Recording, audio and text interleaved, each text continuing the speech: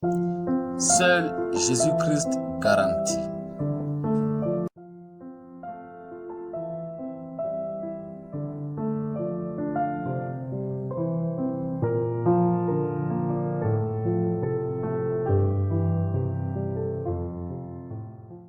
Ecclésiaste chapitre 2, le verset 9.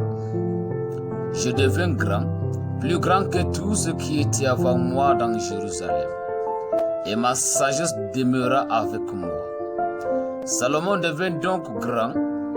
Il eut la satisfaction de dépasser tous ses prédécesseurs sur l'échelle de la notoriété et de la satisfaction que cela procure.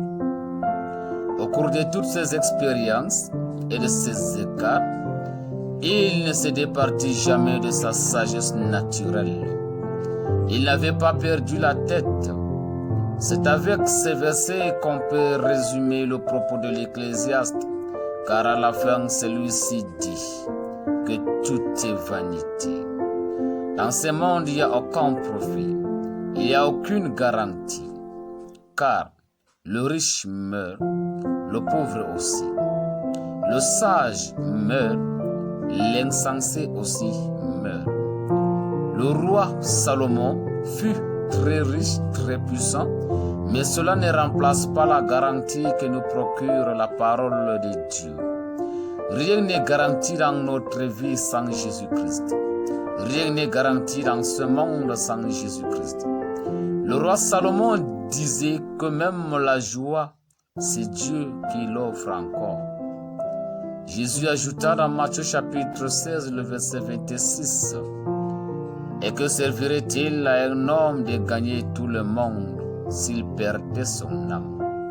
Ou que donnerait un homme en échange de son âme? » La meilleure garantie de toutes choses est de s'attacher à Jésus-Christ, le Sauveur parfait.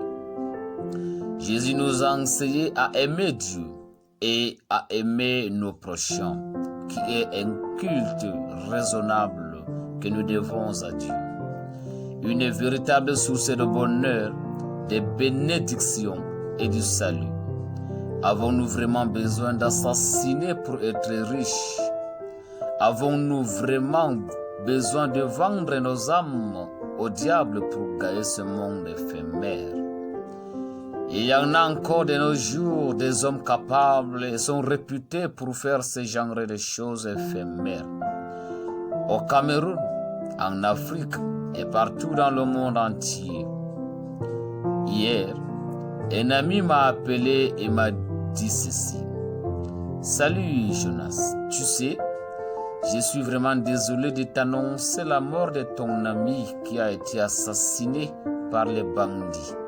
Et on lui a arraché la moto. Alors, juste pour une simple moto, on l'a tué au coup de marteau. Vanité de vanité, tout est vanité. Alors pour garantir notre vie, nous devons chercher ou rechercher la foi en Jésus-Christ et l'amour du prochain, car cela nous procure un bien perpétuel. Dieu vous bénisse.